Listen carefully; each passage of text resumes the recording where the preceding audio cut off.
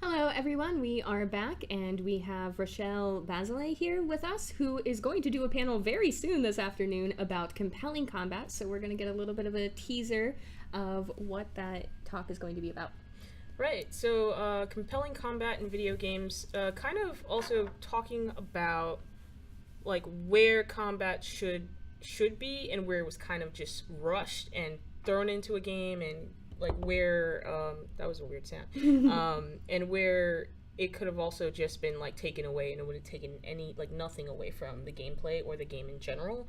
So there are a few games we're going to be discussing, but obviously Call of Duty is going to be one, but we're not focusing on first-person shooters, which is what's kind of like what everybody's mind would automatically go to, right? So it's more the content of the game and how the combat either tells the story or takes away from the story. Right, yeah, that's really interesting because a lot of people think about video games and they automatically think about the first-person shooters and the action and the carnage and being a hero, and that's not necessarily something that games have to follow that formulaic sort of storytelling anymore. Right, and that's the other thing. Like games, a lot of people think that games have rules. Right, games are made of rules, but there aren't any specific rules that you have to follow when you make a game. So your combat doesn't have to be fighting or shooting people in the face. Your combat could be a puzzle. Puzzle fighters are a thing, obviously, but there's also the element of choosing and having the choice to not fight or to not fight back or to not kill something, right? So that's all I can drop. Of course, totally understand. But yeah, thank you so much for the teaser. So just in general, what made you decide to talk about this? What makes you passionate about speaking about combat and how it relates to games?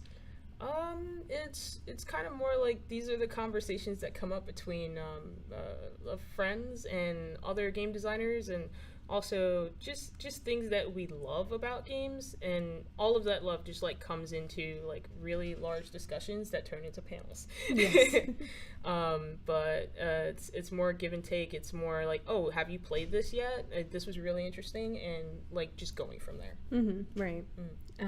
So backtracking even more, how did you get into the games industry in general, and how did you find out about GaymerX East? Okay, so I'm going to do a really short origin story. Basically, I started making games through an organization that I also help run and exist called the Code Liberation Foundation. We're basically a nonprofit that catalyzes the making of games by more women, non-binary, and femme-identifying people, and creating a safe space for that to be possible. And I found them. So when I was in college, what I did was, like, someone was like, hey, someone's teaching a free class on how to make games. And then I got there, and we made something really cool. And up until that point, I hadn't put any kind of programming to work, like, to test. Like, I haven't seen it applied other than, like, making weird, like, card game simulations. And they told me I didn't need a degree to make games. And like my face lit up. And I was like, really? And I just kept making things. And within a year, I was able to volunteer and learn more about the game industry here in New York City. And that brought me to the Game Developers Conference, where I was a Women in Games ambassador. So we're part of like that first guinea pig group, which is now a very great program, and we're inviting people from all over the world, not just the US, to uplift them and also show them that they can be a part of the game industry and that it's worth being a part of, right? There's a lot of negativity floating around, so it's kind of like, how do we keep that spark that I got when somebody told me I didn't need a degree to make games alive. And yeah, that's kind of how I started. And GaymerX actually just came from like my friends. So the friends that I made in the game industry was like, hey, you didn't know there was a queer con? And I was like, what? Queer gamer con? Yes. And at the time, I found out like a week before. So the following year, which is last year, I went to my first GaymerX, and then they're like, we're coming to New York, and I was like, yes. So That's kind of how I got here. Great. No, I love it. Oh yeah. And I did a panel last year for GamerAxis Empathy in Video Games. Yeah, that's kind of how people have been recognizing me. Which is kind of weird. What did that sort of entail in like a topic sentence or so? I think it was more about recognizing where not embracing empathy in games as a loaded term, but talking about how games touch us and where they help build trust. Right? So that was kind of, that's a good one sentence summary. No, I like it. So within the next 5 years within the games industry, how can we make sure that we're including inclusivity and diversity, but not at the point of being patronizing or just doing it because we need to hit the status quo? How do we make sure that it is empathetic? Well, a lot of that is really just creating spaces where people can learn and feel like there is like no danger to themselves. Like computer science classrooms aren't exactly homey, right? A lot of the times you're either the only woman, only queer person, only person of color, and I check all of those things. So and you know, the point is to not tokenize people, right? And that's what we see in games. That's what we've seen in a lot of media all over, in movies, also in books. And it's really about creating environments where more diverse voices can be heard and uplifting those voices. And I think GamerAxis does a great job of that, as well as like making sure that people can actually like, you know, get their hands on games that are different and that are, you know, you won't see this on the show floor at PAX. If you do, let us know. Right? No, they'll like, obviously a lot of these games make it to PAX, but what I'm talking about is the collection of games. Like this kind of curation doesn't just happen on a gigantic show floor where people can just walk past it.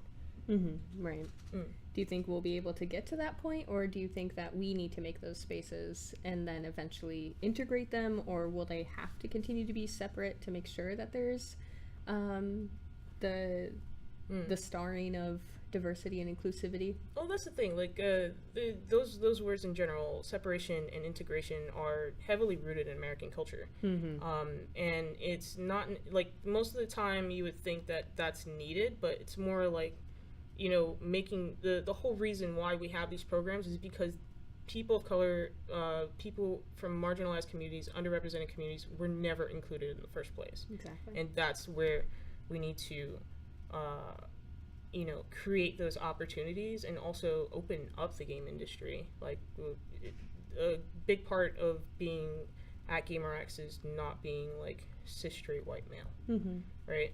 Not that there's anything wrong with that, but that's pretty much 90% of the faces. I can tell you, I've gotten on a train with 5 Nathan Drakes at one point. 5. They all look like him. They don't look like me. They look like him. 5. They weren't cosplaying. No, they were just regular guys. Yeah. Regular guys. No, I've definitely seen that before too. It's a cool look, but like, you know, after a while. I mean, I was like, who did? Oh, wow. That's a thing. That is a thing. Do you have any sort of key pieces of advice that you want to give people who are fledgling developers, or someone who wants to get involved and bring their psychological background and training into this community, or sort of do's and don'ts or mistakes to avoid? Right. One, if you're just getting started, just try and make something. And then when you try and make something, finish something. That is probably the first like aha and wow moment that you get out of making games, when you're like, oh, I made this thing and it's really awesome, or I think it's really awesome and it's going to take a lot of work to make that, you know, maybe a better game, or just like maybe it's your first game, right? But the whole point is to start, learn more, keep learning, and, you know, ask for help. A lot of developers are very friendly, and there are resources everywhere, and if you can't find them, I will point you to them, because that's literally what Code Liberation does. Great. All of our resources are online for free, to avoid having a paywall to information, right? And educating anybody who wants to be educated. The other point is to volunteer, right? GamerAxis, I volunteered at Games for Change Festival, Indiecade.